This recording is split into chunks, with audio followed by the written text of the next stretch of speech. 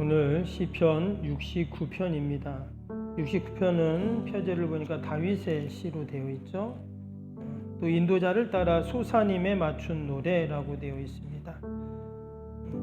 소사님이라는 것은 앞에서도 우리 몇 편이었죠? 45편인가? 거기도 이 표제에 소사님이라는 내용이 나왔는데, 여기 보니까 각주에 백합화 국조 이렇게 되어 있어요. 그래서 이 소사님이라는 뜻이 이 백합화라는 그런 의미를 갖고 있습니다. 백합화 하면 어떤 생각이 드세요? 저는 부활절날 꽃꽂이 할 때 백합화를 이렇게 하게 되는데, 우리가 그 백합화는 성경에서 여러 가지 의미가 있습니다. 아가서에서는 순결을 의미하기도 하는데, 전반적으로는 영화로움 또는 또 아름다움 또는 심, 이런 것들이 이제 성경에서 백합화를 상징을 합니다. 가장 이 백합화가 가장 크게 상징하는 건 예수님을 상징을 하게 됩니다. 그래서 그 부활절 때도 예수님 부활을 상징하는 백합화를 하지만 예수님을 상징하는 꽃이 백합화다. 그래서 오늘 이 69편은 다른 저기로는 메시아 순환시 이렇게 말을 합니다. 이 백합화는 되게 아름답고 영화롭다고 했는데, 오늘 전체적인 이 시편의 내용을 보면 분위기가 사실 그렇지 않습니다. 고난 또는 아주 비탄시, 이런 의미가 강하거든요. 그래서 이것을 메시아 순환시다 이렇게도 이야기를 합니다. 오늘 1절을 보겠습니다. 1절을 보면 이렇게 시작이 되죠. 하나님이여 나를 구원하소서, 물들이 내 영혼까지 흘러 들어왔나이다. 지금 다윗이 자기 자신을 상태를 지금 이야기하는 건데, 물들이 내 영혼까지 흘러 들어왔습니다 그랬어요. 마치 배에 물이 들어오는데 난파선에 물이 막 차는 그런 것들을 생각하게 하죠. 여러분, 배에 물이 가득 차면 어떻습니까? 아주 위태로운 상황이죠. 근데 그것이 내 영혼에 물이 가득 찼다, 지금 아주 절망적인 그런 상태임을 이야기하는 겁니다. 이어지는 2절도 보시면 나는 설 곳이 없는 깊은 수렁에 빠지며 깊은 물에 들어가니 큰 물이 내게 넘치나이다. 여기도 마찬가지예요. 내가 깊은 수렁에 빠졌는데 지금 설 곳이 없다는 말은 발이 닿질 않는다는 거예요. 참 너무나 위험한 그런 상황이죠. 수렁이라는 것은 내가 계속 빠져 들어가는 그런 것이 수렁인데, 마치 지금 다윗에게 닥친 그 고난, 어려움이 몸부림을 치면 칠수록 계속 빠져들어가는 것 같은 그런 상황이다라는 표현인 것입니다. 그 외에도 밑에 보면 그 고난의 어떤 상황을 계속 얘기하고 있어요. 4절에도 보세요. 까닭 없이 나를 미워하는 자가 내 머리털보다 많습니다 그랬어요. 밑에 14절에도 나를 수렁에 빠지지 말게. 17절에도 내가 환난 중에 있사오니 속히 내게 응답하소서. 19절에도 주께서 나의 비방과 수치와 능욕을 하시나니 나의 대적들이 다 주 앞에 있나이다. 지금 왜 다윗이 이처럼 고난을 당하는가?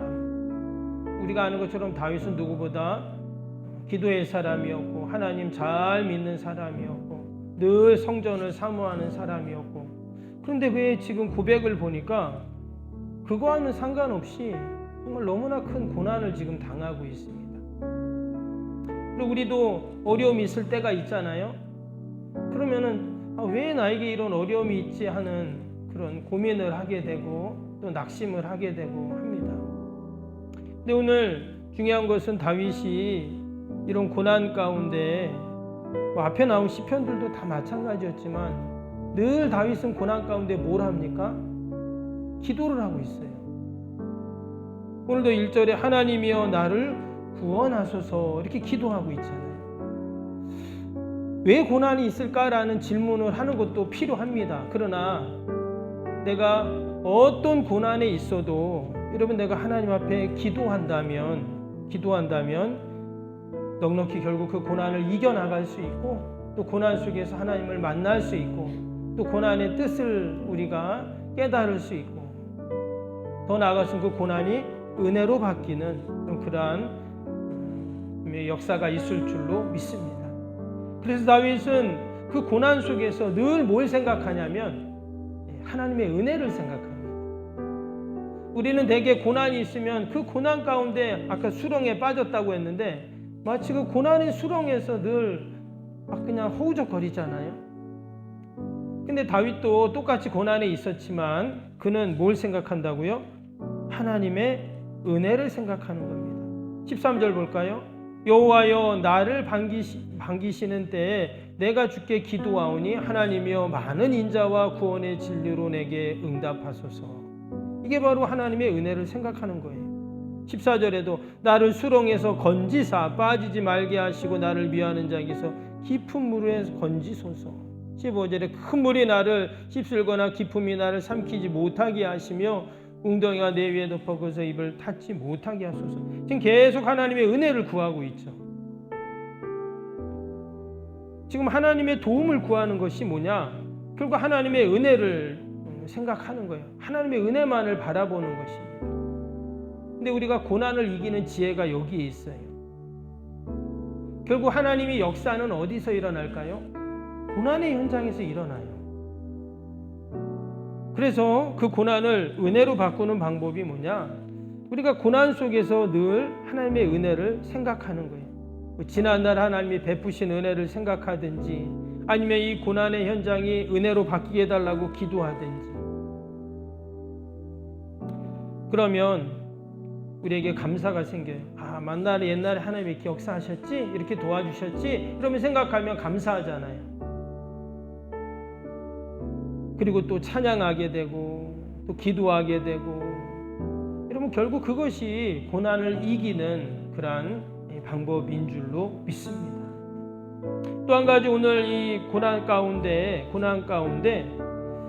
오늘 이 고난과 또 이런 순환을 당하는 그 예수님을 우리는 생각하게 됩니다. 지금 이 다윗의 시라고 했죠? 다윗의 시니까 예수님하고 1000년 가까이 차이가 나는 거예요. 그렇죠? 그렇게 오랜 옛날에 지은 다윗이 개인이 겪은 고난인데 거기서 지은 시인데, 근데 여기에 예수님이 나타나요. 볼까요? 4절 다시 볼까요? 까닭없이 나를 미워하는 자가 나의 머리털보다 많고 부당하게 나의 원수가 되어 나를 끊으려는 자가 강하니 내가 빼앗기지 아니하는 것도 물어주게 되었나이다. 근데 요한복음 15장 25절에 보니까 이런 말씀이 나와요. 그러나 이들이 그들의 율법에 기록된 바 그들이 이유 없이 나를 미워하였다는 말을 응하게 하려 함입니다. 근데 오늘 4절에 까닭 없이 나를 미워하는 자들이 있다 그랬죠. 근데 예수님 그 고난 당하실 때 이유 없이 나를 미워하는 자들이 있는데 그 말씀에 응하려고 합니다. 바로 이 말씀과 연결이 되고 있어요. 9절도 보세요.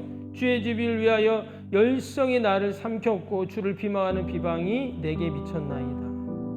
근데 요한복음 2장 17절에도 제자들이 성경의 말씀에 전해 사모하는 열심히 나를 삼키리라, 이런 말씀이 나오거든요. 근데 오늘 이 9절하고 연결이 되죠.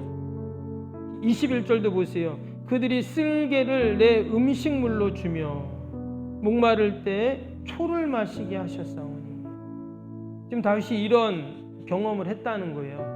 근데 예수님이 마태복음 27장 34절에 보면 쓸개탄 포도주를 예수께 주어 마시게 하였더니, 지금 예수님하고 다윗하고 무슨 상관이 있다고 다윗이 그렇게 고난 가운데 경험하고 고백했던 것이 지금 예수님의 그 십자가 고난 또 예수님의 순환, 이거와 지금 연결이 되고 있죠.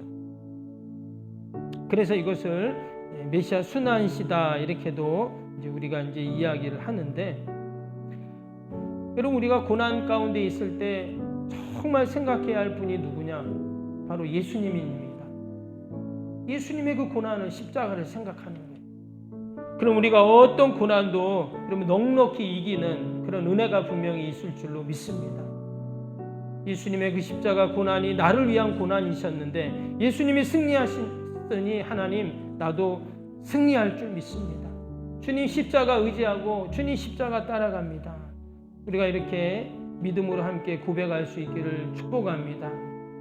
이미 주님이 다 십자가에서 승리하신 것처럼 우리에게 그 승리를 보장해 주시고 또 우리에게 그 힘과 능력과 지혜를 분명히 주실 줄로 믿습니다. 우리가 다시 한번 오늘 이 귀한 시편 69편 말씀들을 또 우리가 하루 종일 또 묵상하면서 오늘 하루도 우리가 믿음으로 승리하는 저와 여러분이 되시기를 주님의 이름으로 축복합니다. 우리 오늘 목요일 기도 함께 하겠습니다. 금요일 기도 함께 하겠습니다. 금요일 기도. 새 성전 건축을 통해 주님의 지상 명령을 수행하게 하옵소서. 아멘. 복음의 능력으로 사람을 살리고 세우는 거룩한 공동체로 쓰임받게 하옵소서. 아멘. 선교, 구제, 봉사, 섬김이 새로운 공간을 통해 역동적으로 펼쳐지게 하옵소서. 아멘. 사도행전을 꿈꾸고 이루는 위대한 교회로 세워지고 쓰임받게 하옵소서. 아멘. 성도들의 간절한 기도와 눈물의 헌신으로 든든히 서가는 교회가 되게 하옵소서. 아멘. 주의를 온전히 성수하며 온전한 11조헌금을 드리는 성도가 되게 하옵소서. 아멘. 교회 모든 일꾼들이 성령과 지혜와 믿음과 은혜가 충만하게 하옵소서. 아멘. 온 성도들의 마음과 생각이 하나 되어 건축 과정에 큰 힘이 되게 하옵소서. 아멘. 온 성도들이 교회에 대한 사랑과 긍지로 새 성전 건축을 이루어가게 하옵소서. 아멘.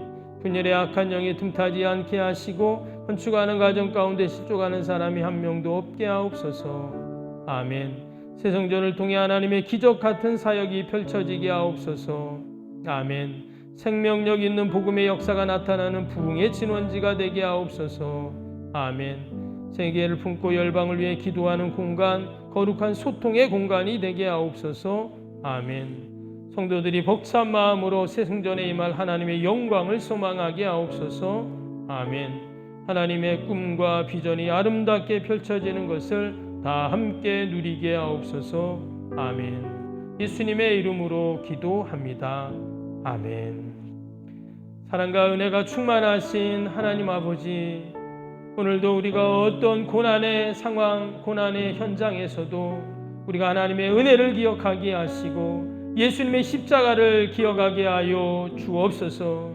고난을 은혜로 바꾸는 지혜가 바로 하나님의 역사하심, 하나님의 일하심을 우리가 소망하는 것인 줄로 믿습니다. 오늘도 우리가 어떤 고난의 수렁에 빠져 있더라도 낙심하는 자가 아니라 도리어 기도하고 감사하고 찬양하고 또 하나님의 구원의 역사를 소망하며 믿음으로 다 이겨나가게 하여 주옵소서. 아버지, 그 무더웠던 여름도 이제는 서서히 지나가고 아버지, 시원한 바람이 부는 아름다운 계절입니다. 하나님께서 우리의 인생 가운데도 이러한 아버지 계절의 변화처럼 하나님의 놀라운 구원의 역사로 바꿔주시고 해결하여 주실 줄로 믿습니다. 그러한 은혜와 소망으로 또 오늘도 나라 민족 교회 이웃 사랑하는 자녀들 하나님 다 올려드리오니 하나님께서 들으시고 선하게 인도하여 주옵소서. 특별히 연약한 육신을 꼭 붙잡아 주시고 날마다 회복되고 치료되는 은혜가 있게 하여 주옵소서. 오늘도 우리의 교회 요양원 또 아버지 우리 가정 자녀들 일터 꼭 지켜주시고 어드명들 틈타지 않게 하여 주옵소서. 감사하며 예수님의 이름으로 기도하옵나이다. 아멘. 하늘에 계신 우리 아버지, 아버지의 이름을 거룩하게 하시며 아버지의 나라가 오게 하시며 아버지의 뜻이 하늘에서와 같이 땅에서도 이루어지게 하소서. 오늘 우리에게 일용할 양식을 주시고 우리가 우리에게 잘못한 사람을 용서하여 준 것 같이 우리 죄를 용서하여 주시고 우리를 시험에 빠지지 않게 하시고 악에서 구하소서. 나라와 권능과 영광이 영원히 아버지의 것입니다. 아멘.